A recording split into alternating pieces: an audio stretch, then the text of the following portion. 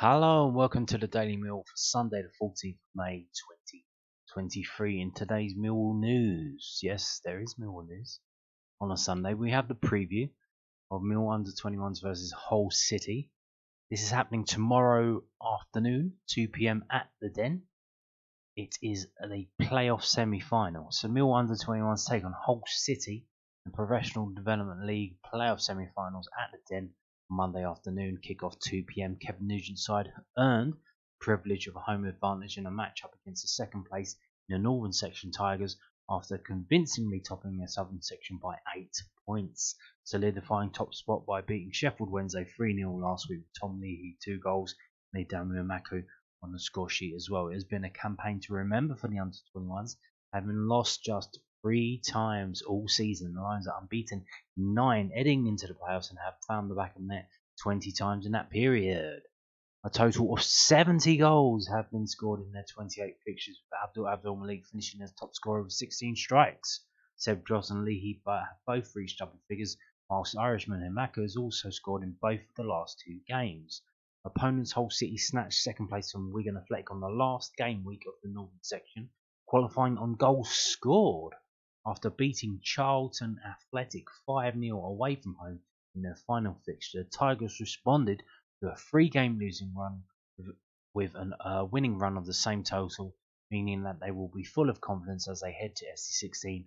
Jin Sims is the main man to watch for Hull, with 11 goals to his name this season.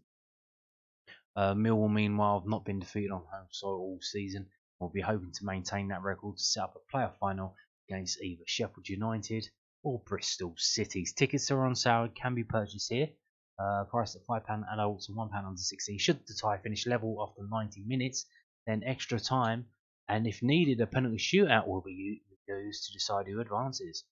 Oh, that should be fun. You can buy tickets on the day as well. They don't mention that here, but and stick around after the final whistle, as the Lions will be awarded the Professional Development League South Trophy on the pitch. So, win or lose, they're going to get their league trophy. And then, I guess, if they do win, they go into another game to get Super Duper Trophy. If you're not able to make it, full match updates will be available at Millwall Academy. So, yeah, not a bad little preview. That very well written. Good stuff. So, yeah. Then tomorrow, 2 p.m. And of course, if you're not going, you can't be bothered. You can't get the day off. Come back tomorrow and watch the video, and I'll give you a match report because I should be going to this game. I'm looking forward to it. So moving on to this, tangentially Millwall related. This is the 77-year-old Millwall fan who set a walking football team for people with cancer to keep playing a game they love. This is from southernnews.co.uk. Walking football has kept me alive, said Tony, who's not letting his terminal cancer stop him. A Millwall fan who's living with incurable blood cancer started a walking football team for other cancer sufferers to keep playing the game they love. In 2016, Tony Linforth Hall, based in Elephant and Castle, was diagnosed with blood cancer, and although it is terminal, he wants to share with others what he believes has helped to keep him alive.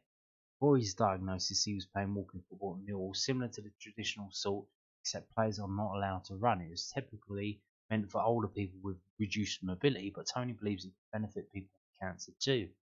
Throughout his treatment, the 77-year-old said he continued to play and told news he believes this kept him fit and allowed him to cope with treatment more successfully. Walking football has had a profoundly positive therapeutic effect here in keeping me fit, but also through the support and comfort from my team, he said. It's helped to keep me alive. 6 years on, he's still playing and even started a team of his own, so other people living with cancer can benefit like he did, as well as around fellow patients. He founded the team Pride of Lions as a nod to his favourite club in 2020. Now the Walking Football Association have taken up the idea and is promoting it nationally under the name Kicking Cancer, which Tony came up with. Pride of Lions plays every Tuesday at the Marlborough Sports Garden in Union Street, and will hold a demonstration game of Kicking Cancer at our open day Saturday, June 10th. Sessions are free for players thanks to the support of the Bankside Open Spaces Trust. They are currently looking for a cooperation of organisations which are active in the areas of treatment and or support of men and women living with cancer. If they can encourage their patients to get in touch with Pride of Lions or contact the club on their behalf, arrangements can be made to welcome them to the weekly sessions, Tony added. Anyone who wants to get involved can get in touch via email at alin4football@gmail.com, and there it is. There's the logo there. So yeah, interesting stuff there. Yeah. Cancer walking football team.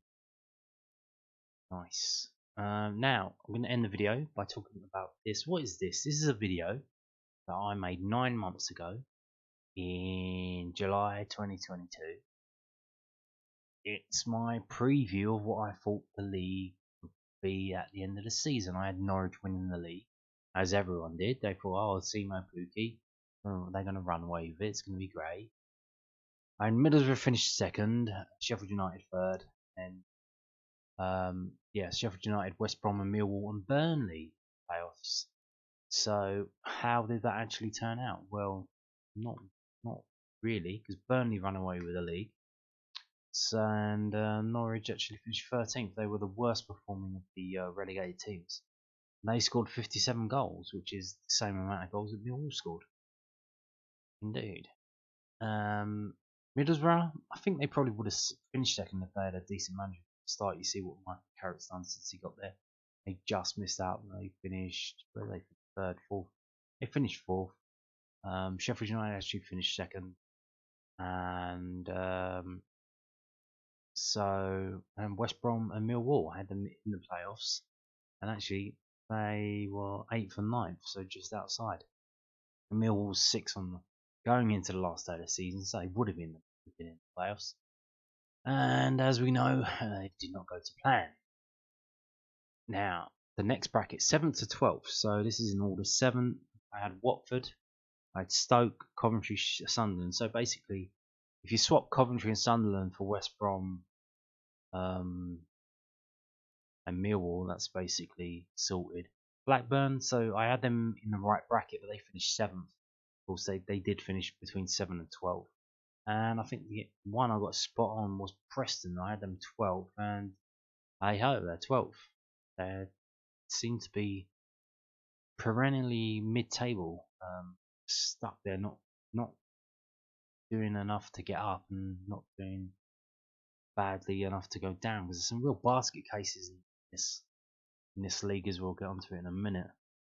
And then here so Stoke City, I had them finishing 8th. They actually finished 16th, way off the pace of what I thought they would do. Bottom half, so that would be what, 13, 14, 15, 16. I had Luton. So before I made this video, I was watching a lot of other videos on what they thought the championship would pan out. And they all thought that we would be struggling this season, Millwall, because they thought, I don't know if they saw what happened to Huddersfield. Well, they made the playoffs and then they struggled the year after. But I thought, I didn't think that we would struggle, but I thought Luton would struggle. I thought what they were saying about us, about Millwall, saying, oh, can they do it for another year? No, I don't think so. They're going to drop down. I thought Luton would drop down because I thought, well, how could they do that again? How are they going to add to their team, improve the team? Like, what can they do? I think their manager left, didn't he? And then there's a bit of struggle, and then they got the new guy in, who was at Watford, wasn't he? So that's a bit of a weird one. But seemed to work out for them. They ended up finishing 3rd. I had them 13th. Then we've got Swansea 14. I think they finished higher than that. They finished 10th. So, and then Wigan. I had Wigan totally. They finished bottom of the league. I thought they would have enough about them. Obviously being promoted to just. I thought they would finish halfway, and then next season they would struggle. QPR, I had them finishing 16th. There or thereabouts. They actually finished a bit lower than that, 20th. So they just avoided relegation, didn't they? So if we go back and see, so what was that? So if we go to the bottom, relegated, I actually got one of them right, Reading. So I thought Reading, Rotherham, and Birmingham would be relegated, which is kind of weird. But the reason why I went for Reading and Birmingham is their transfer embargoes, financial fair play stuff. These penalty point deductions hanging over their head that were looming. I thought, well, if they get a points deduction, they're going to drop down. I don't think they can overcome it, and that's proved to be the case with Reading. Birmingham didn't get a points deduction. I think they got suspended points deduction for next season, which is only like 2 points or so. But yeah, these points deductions are really kind of messing with you if you're trying to bet on who, or seeing long bets on who's going to go down or who's going to stay up. It's really kind of messing with the situation because you really don't know. It's like in terms of footballing ability, oh, you might say this team, that team, I think they're going to get relegated, and then out of nowhere, a team gets walloped with a -10, a -5, and they drop down, and they're the ones who get relegated, which is what happened to Reading. So I did get Reading right. Rotherham actually stayed up. I had them finishing 23rd, but they finished 19th. So, and the teams that did actually get relegated was Blackpool, Wigan, and Blackpool. And I had Blackpool finishing, what would that be, 19th. Hull, I had them finishing just above. I got Cardiff right, I think. I got them in the right bracket, not far apart. They finished 21st. Bristol City, they actually finished 14th. I had them finishing lower than that, but yeah, there or thereabouts, not bad. Some big misses, notably Burnley, and Norwich. But the rest of it is much of a muchness, isn't it? And maybe Wigan as well got that wrong. Yeah, but again, with them, the foreign owner's gone a bit batshit crazy. The players are refusing to turn up at the training ground. They've been training at home, and then just turning up for the games because they haven't been getting paid. Their wages have been missed for like 3 or 4 months. So these weird situations happening behind the scenes. So to get relegated in this league, you really do have the absolute dog shit, because there are teams that are going to get points deductions and have all weird things going on behind the scenes. That's going to mess them up and save your bacon. So yeah, looking ahead to next season, like what's going to happen next season is going to be a big summer, isn't it, for a lot of teams in terms of recruitment. We're still waiting to see. I think some clubs have released their retained and released list already. We're obviously waiting for Millwall's. I guess they're probably waiting. I don't know what they're waiting for. Maybe the under-21 season to finish, which has been prolonged because they made the playoffs. We're still waiting. Mason Bennett, Ryan Leonard, will they get new contracts? We've got to wait and see. But yeah, this is my prediction made 9 months ago. I don't think it's that bad. But yeah, could have been better. I'd probably give myself a C. C. Could do better, but not bad. And on that note, thank you for watching, and goodbye.